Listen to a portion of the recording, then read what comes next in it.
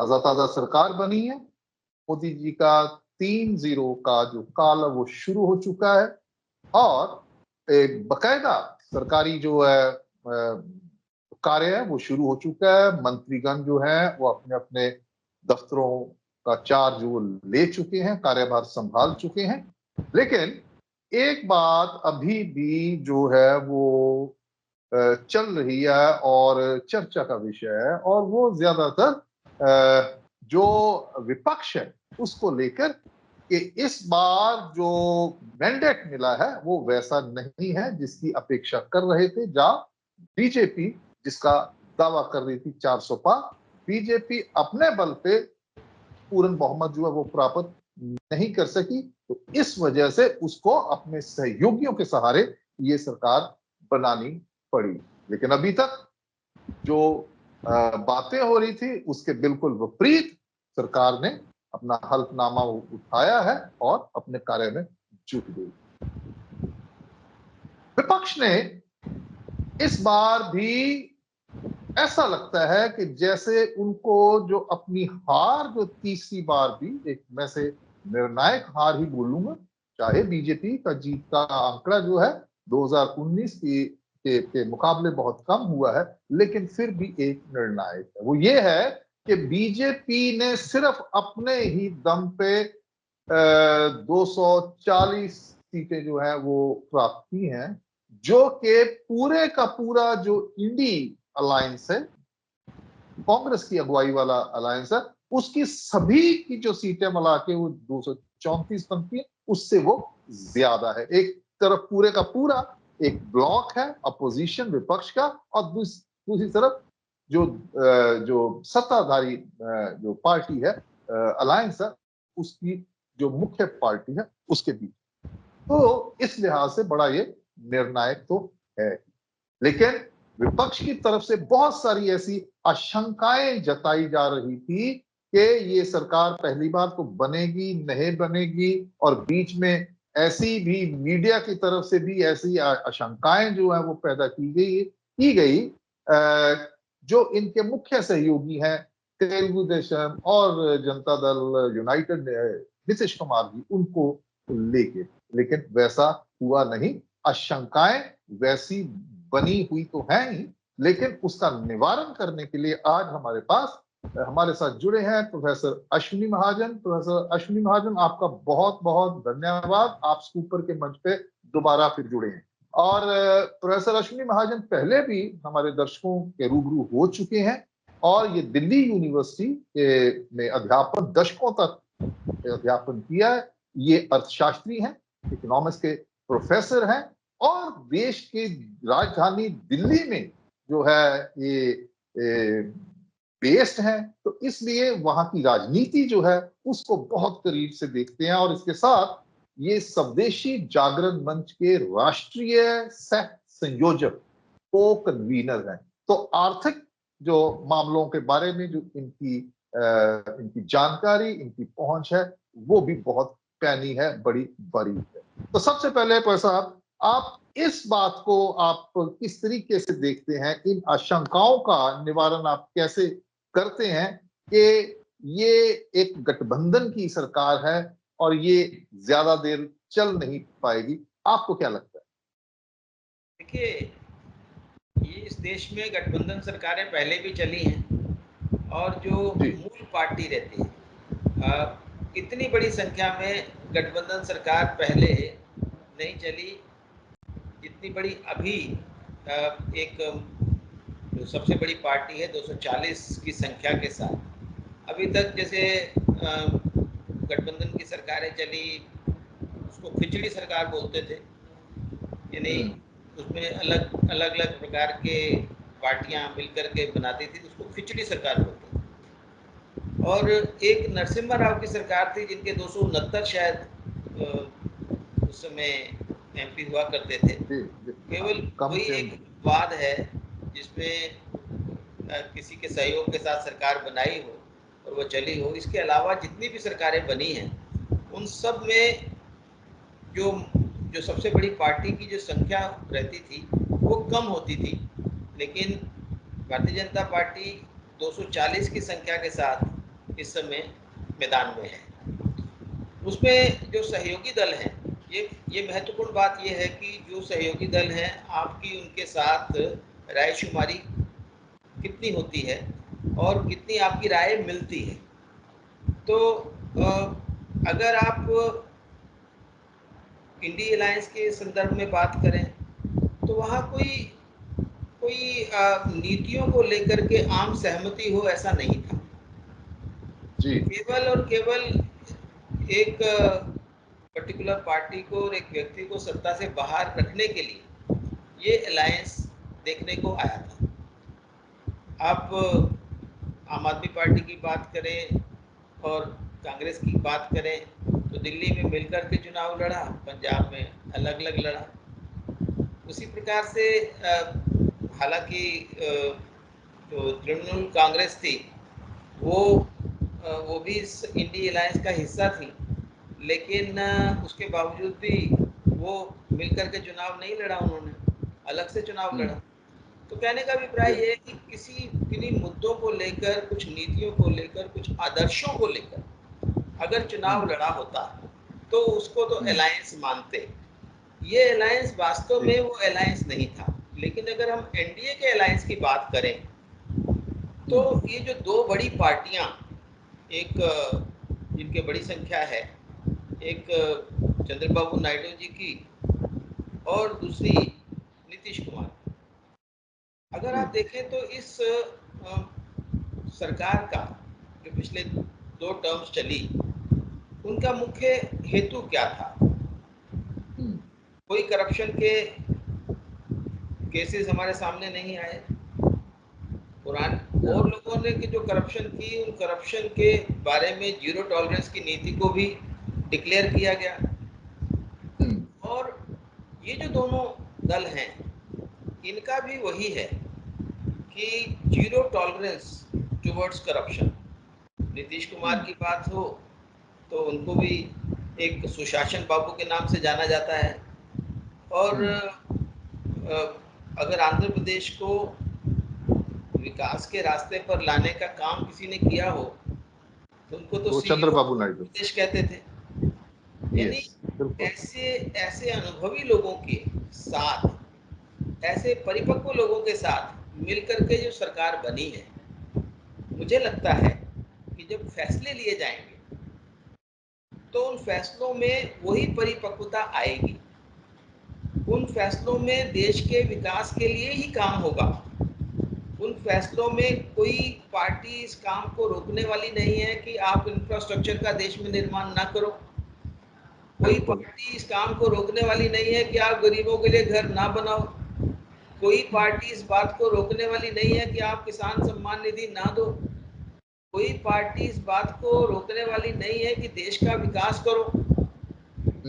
कोई पार्टी इस बात को रोकने वाली नहीं है कि हमने 2047 में देश को विकसित राष्ट्र बनाना है।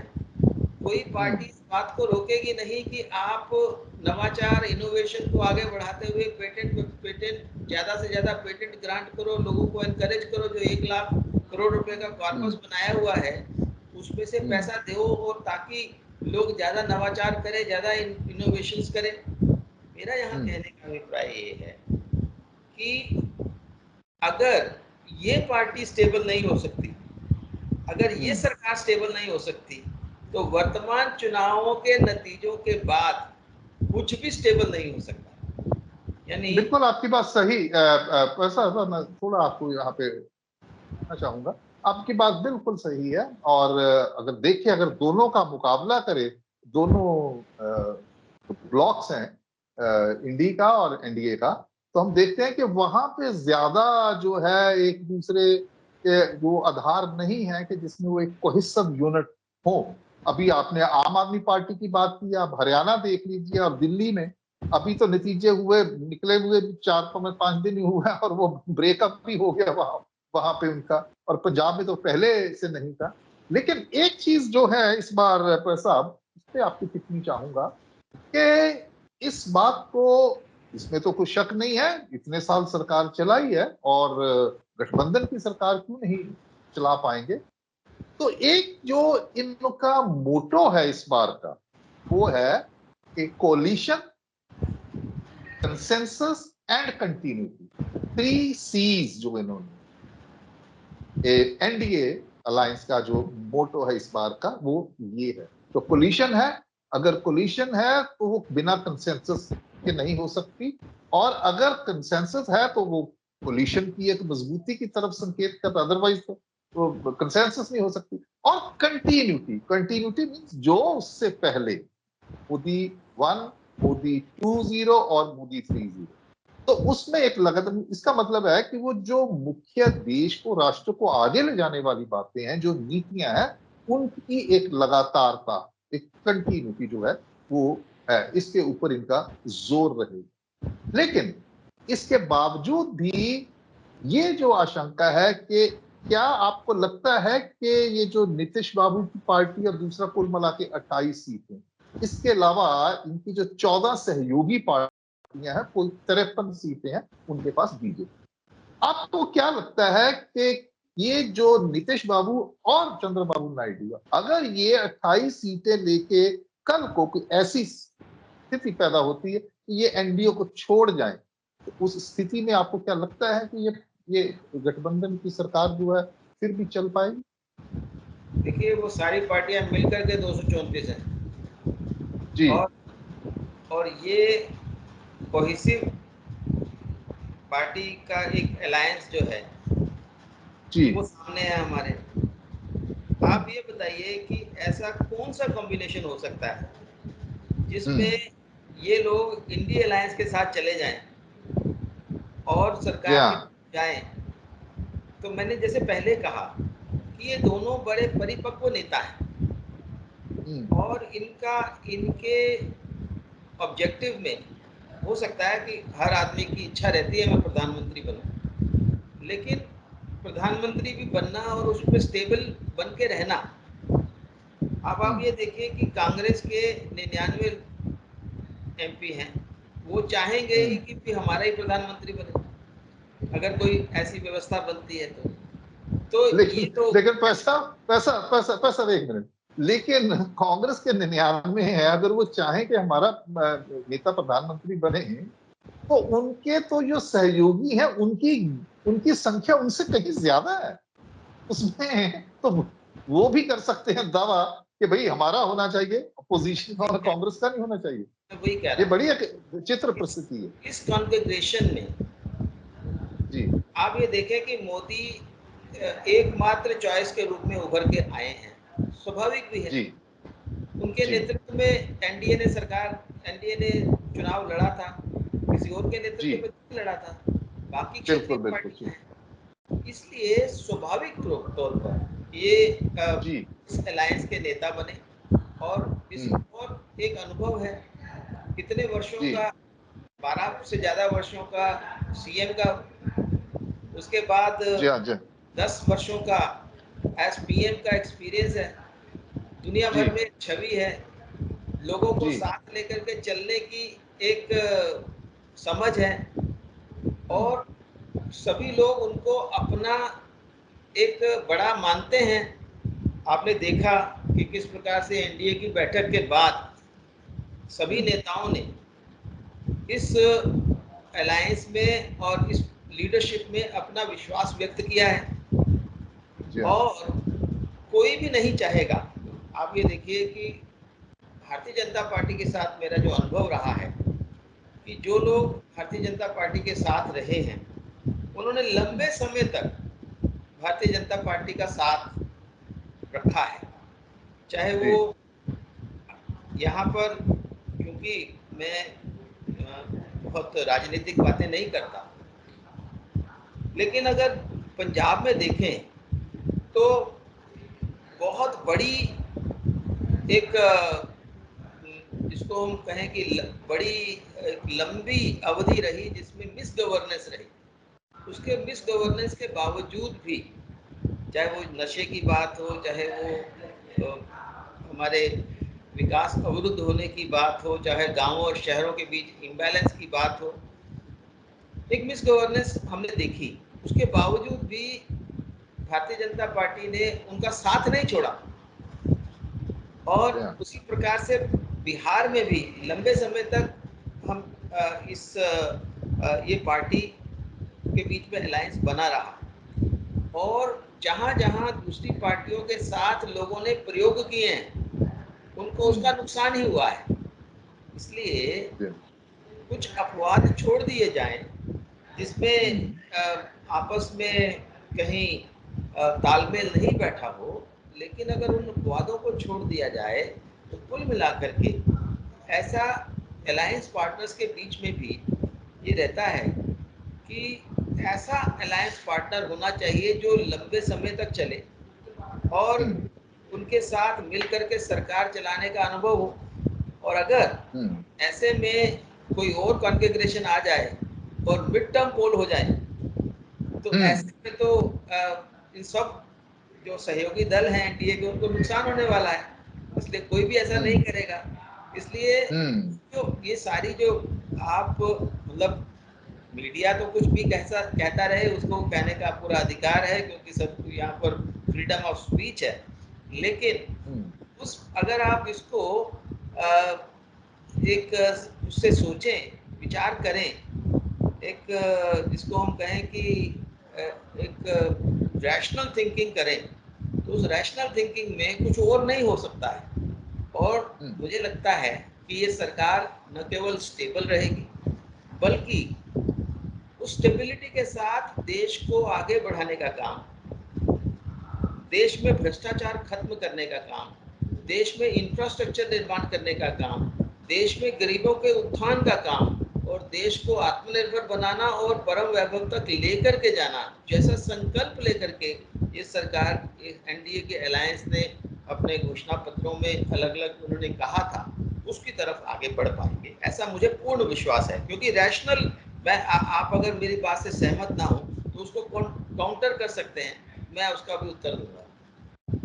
नहीं, आपकी बात बिल्कुल जायज है, जो आप तथ्यों के आधार पे बात कर रहे हैं। जब देखिए कि जो पिछला इतिहास रहा है गठबंधन का, जैसे अभी आपने पंजाब के हवाले से बात की है, 2019 में तो 303 सीट थी बीजेपी की, सिर्फ अपनी 303। इनको तो जरूरत नहीं थी सहयोग की, लेकिन इनका अकाली दल के साथ गठबंधन था, फिर भी इन्होंने उस गठबंधन की जो मर्यादा है उसका निर्वाह करते हुए उनको केंद्रीय मंत्रिमंडल में लिया, कैबिनेट मिनिस्टर बनाया उनको।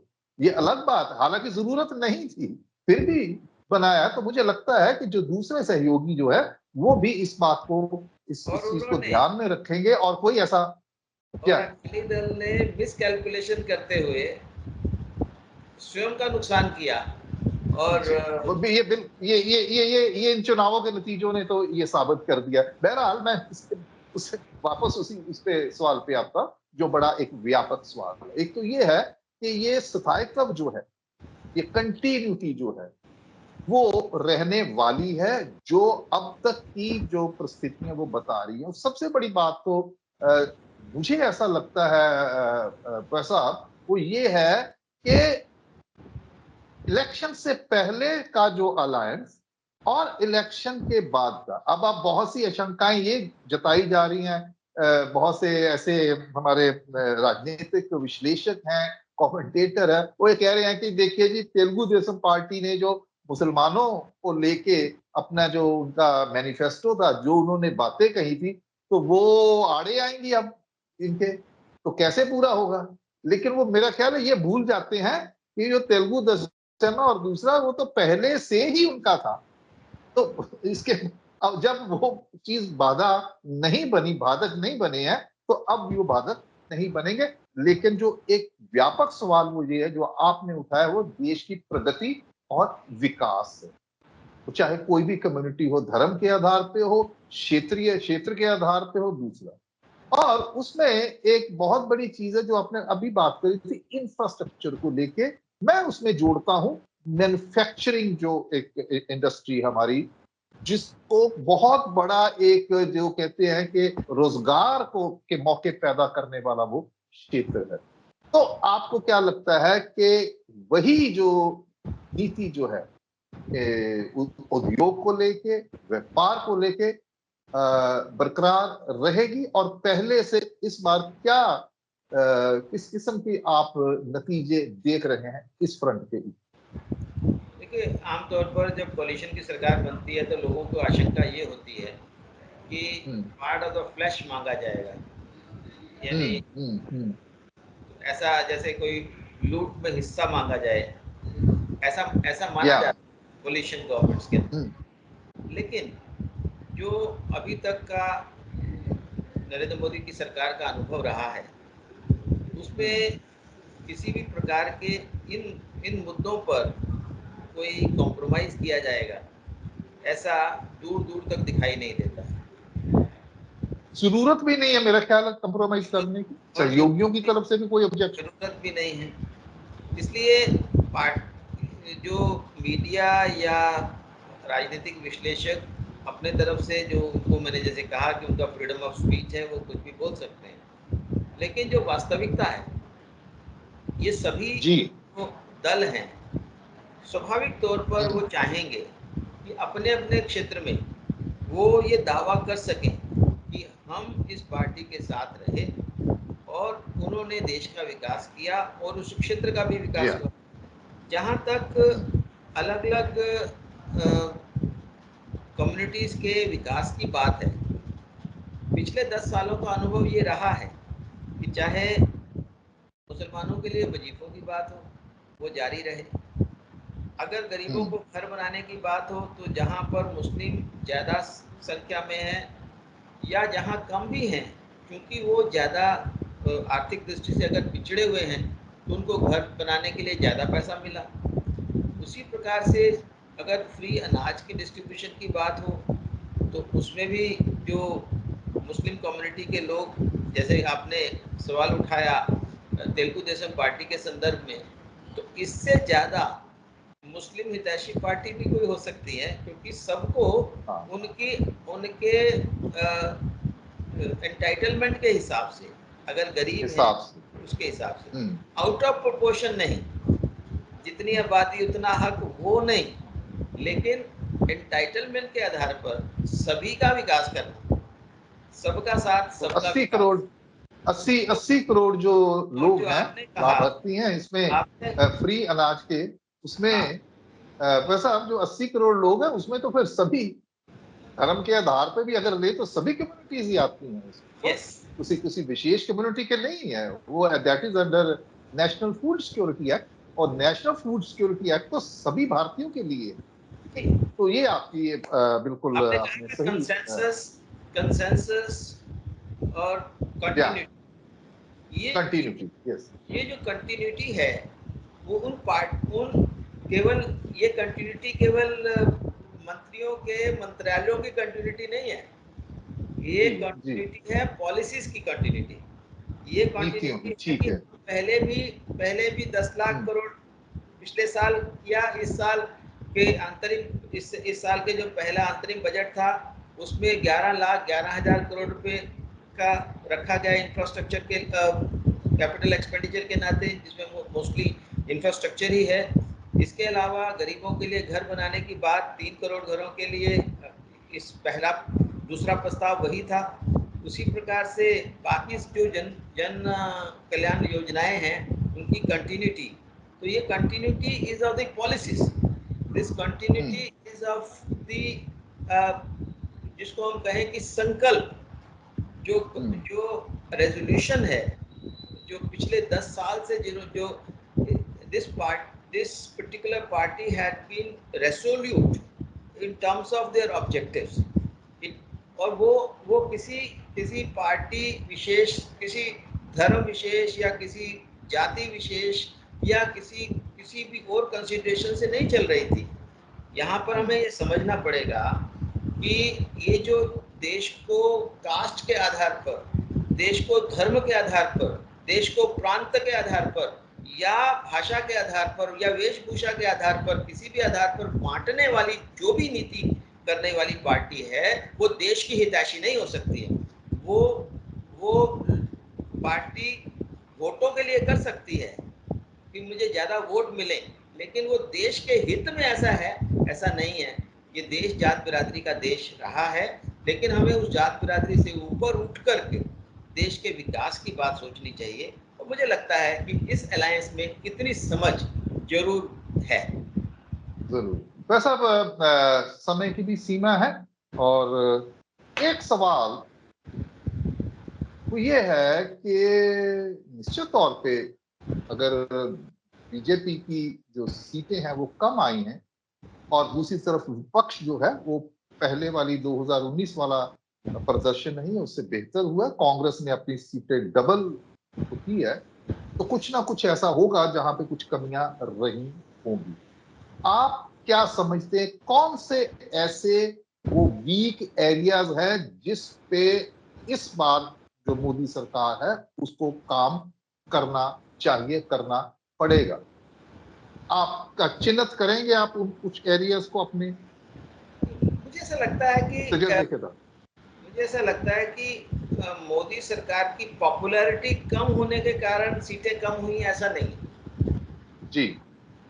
इसमें जो जो संख्या आ रही है, जो आंकड़े आ रहे हैं, उससे ध्यान में ये आता है कि चूंकि पहले सब ये लोग बट के चुनाव लड़ते थे, तो इसके कारण चूंकि अब चुनाव जो है वो इकट्ठा लड़ा गया इनके द्वारा, हालांकि इनके बीच में कोई वैचारिक समानताएं नहीं होने पर भी क्योंकि चुनाव इकट्ठा लड़ा गया, इसलिए जो उतना ही वोट परसेंटेज मिलने के बावजूद भी थोड़ा बहुत इधर उधर कमी हुई होगी, तो भी भारतीय जनता पार्टी कई स्थानों पर चुनाव में जीत नहीं पाई। और खास तौर पर यहाँ पर चूंकि ये बात बड़ी महत्वपूर्ण है और इससे सभी पार्टियों को समझ लेना चाहिए कि कभी भी किसी भी धर्म के लोगों को, किसी भी पंथ संप्रदाय के लोगों को, किसी किसी पूजा पद्धति को मानने वाले लोगों की हम अपीजमेंट करें, वो कभी भी देश के लिए हितकारी नहीं हो सकता है। हमने सबका साथ, सबका विकास लेकर के चलना चाहिए।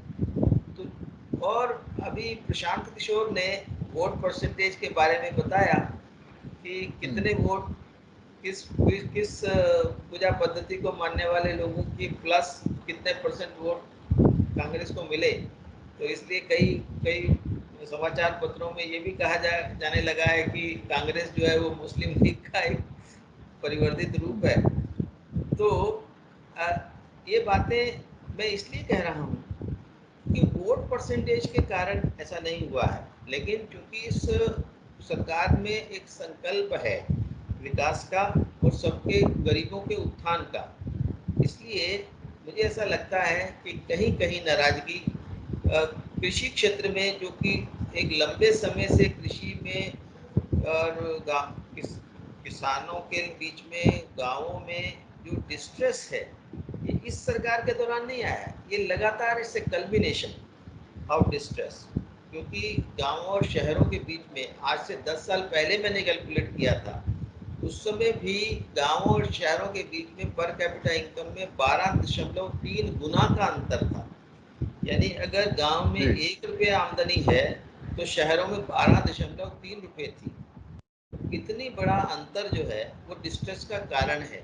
और ख़ास तौर पर जब हम आज के युग में, टेक्नोलॉजी के युग में रह रहे हैं और इंफॉर्मेशन का आदान प्रदान इतनी तेज़ी से होता है, मुझे ऐसा लगता है कि गांवों के लोगों में भी आकांक्षाएं, अपेक्षाएं बहुत ज़्यादा हैं। इस कार्यकाल में मुझे ऐसा लगता है, जैसे जो आपने प्रश्न किया, हमें गांवों के उत्थान के लिए काम करना होगा।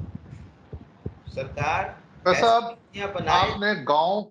आपने गांव के उत्थान के, इसमें मैं थोड़ा सा आपको यहाँ रोक के इस सवाल को आपके जवाब को ही आगे बढ़ाने के लिए जो मेरा सवाल है वो ये है कि आपने गांव के उत्थान, और गांव है जिसके साथ भारत का किसान जो है वो जुड़ा, हमारी कृषि जो अर्थव्यवस्था है वो जुड़ी। सबसे पहले प्रधान नरेंद्र मोदी ने अपना जो कार्यभार संभालने से जब ऑफिस में, तो उन्होंने पहली जो फाइल है जिसपे साइन किए थे वो थे किसान सम्मान निधि को की फाइल पे हस्ताक्षर किए, 20,000 करोड़ का जो एक राशि है। तो इसके चलते आपको क्या लगता है कि प्रधानमंत्री नरेंद्र मोदी क्या संकेत देना चाहते हैं इस वर्ग को, जिसमें आपने जो बात की कही है कि ये उत्थान जो है वो जरूरी है। तो आप क्या देखते हैं कि इस बार, और ये किसान हमारे विशेषकर उत्तर भारत में तो माना गया है, पंजाब में, हरियाणा में, कि किसान जो है वो बीजेपी का उन्होंने डट के विरोध किया है और वो बीजेपी की हार का कारण इन दो प्रदेशों में बने। तो किसानों को लेके, गांव को लेके आप क्या समझते हैं, आपकी क्या टिप्पणी? मैं यहाँ पर एक बात जोड़ना चाहूँगा कि गाँव में सिर्फ किसान नहीं रहते। गाँव में लार्जली इसको समझा आधे जाता है, आधे लार्जली। आधे गृहस्थ जो हैं, आधा गाँव में आधे लोग किसान हैं और आधे बिना किसानी के लोग हैं। ये जो आंकड़े हैं, और इसलिए गाँवों में रोजगार बढ़ाना, गाँवों से माइग्रेशन को रोकना, और हम्म। जो एपीजे अब्दुल कलाम का एक सपना था, vision of urban amenities in the rural areas, PURA PURA के मेथड को आगे लेकर के जाना, गाँवों में कृषि का विकास तो करना ही, साथ ही साथ हम्म। ग्रामीण गतिविधियों को और आगे बढ़ाना, एलाइड एक्टिविटीज़ को, चाहे वो डेयरी हो, चाहे वो पशुपालन हो, चाहे वो मुर्गी पालन हो, या फ्लोरिकल्चर, या हॉर्टिकल्चर, सब्जियां सब्जियां सब्जियों का जो कि कैश कैश एक और गाँवों क्रॉप है में जो। छोटे छोटे उद्योग चलाना। हमारे एक मित्र हैं श्रीधर वेम्बू, जोहो कॉरपोरेशन के सीईओ हैं। तो हालांकि उनकी कंपनी तो सॉफ्टवेयर प्रोडक्ट्स बनाती है, लेकिन उनका एक थ्योरी है जिसको वो लेकर के आगे बढ़ रहे हैं, कि गाँवों में जीरो टेक्नोलॉजी वाले प्रोडक्ट्स बनाना, यानी जिसमें बहुत बड़ी टेक्नोलॉजी की ज़रूरत नहीं है, बहुत सॉफिस्टिकेटेड हमें मशीनरी नहीं चाहिए, लेकिन वहाँ पर वो गाँवों में बन सकते हैं, ऐसे प्रोडक्ट्स वहाँ बनाना। जैसे पंखे बनाना है तो गांव में हो सकता है, या कोई गैस चूल्हा बनाना है, वो गांव में हो सकता है। ऐसे छोटे छोटे जो प्रोडक्ट्स हैं जिनमें जीरो टेक्नोलॉजी है, बहुत बड़ी टेक्नोलॉजी नहीं चाहिए है, तो ऐसी चीज़ें वहाँ गाँवों में खड़ी करना, गाँवों में ही रोजगार खड़ा करना, ताकि गाँवों से बिल्कुल ठीक। शहरों की तरफ लोग ना जाएं, क्योंकि शहरों में जाएंगे तो वहाँ पर स्लम्स में रहेंगे, उनका जीवन स्तर और खराब होगा। गांव नहीं, में प्रोफेसर आपकी बात बिल्कुल सही हो गई है कि ये अब विषय शहर का नहीं, हम गांव की बात ही कर रहे थे। तो इसी पे ही मेरा जो आपका एक बिल्कुल संक्षेप में आप बताइए, क्योंकि समय हमारे पास नहीं है, संक्षेप में, कि आपको लगता है, आप क्या आप कॉन्फिडेंट हैं कि मोदी 3.0 काल में इस कृषि व्यवस्था पर एक विशेष ध्यान दिया जाएगा? सिर्फ बड़े संक्षेप, बिल्कुल, आपको क्या लगता है? इस सरकार की जो नीति है आत्मनिर्भर भारत की, और आत्मनिर्भर भारत तब तक नहीं बन सकता जब तक हमारे गांव आत्मनिर्भर नहीं बनेंगे, हमारे गांव विकसित नहीं होंगे। और पिछले समय में चाहे वो हॉर्टिकल्चर मिशन है, चाहे वो दाल पल्सेस का मिशन है, चाहे वो उद्योगों को खड़ा करने का विषय है, चाहे वो अलग अलग प्रकार के जो मिशंस लेकर के सरकार चली है, गाँवों में एक रोजगार का निर्माण हो, गाँवों में उद्योग पनपे, गाँवों में आर्थिक गतिविधियां तेज हों, गाँवों में डेयरी फार्मिंग और बाकी अन्य अन्य प्रकार के एलाइड एक्टिविटीज़ और आगे बढ़ें, इसकी तरफ सरकार का पहले से भी ध्यान था। मुझे लगता है कि पिछले जो अनुभव लेते हुए अगर ये सरकार जो है इन सब चीज़ों की तरफ आगे बढ़ती है, तो और लोकप्रियता के शिखर भी वो चूम सकती है। तो इन्हीं शब्दों के साथ कि सरकार अगर इस पर और आगे बढ़ती है तो लोकप्रियता इसकी निश्चित तौर पे बढ़ेगी। प्रोफेसर अश्विनी महाजन, आज की इस चर्चा के लिए आपका बहुत बहुत धन्यवाद। इतनी विस्तृत जानकारी तथ्यों के आधार पर, और जिसके लिए आप जाने जाते हैं और जिसके लिए हम आपको ऊपर के मंच पे आमंत्रित करते हैं, और हम चाहेंगे कि आने वाले समय में भी आप इसी तरह हमारे जो श्रोता हैं उनके रूबरू जरूर हो, एक नए विषय के साथ प्रोफेसर अश्विनी महाजन के साथ दोबारा फिर दूसरी वीडियो में। तब तक के लिए हमारे साथ जुड़े रहने के लिए आपका बहुत बहुत धन्यवाद। और प्रोफेसर अश्विनी महाजन जी, आपका विशेष धन्यवाद।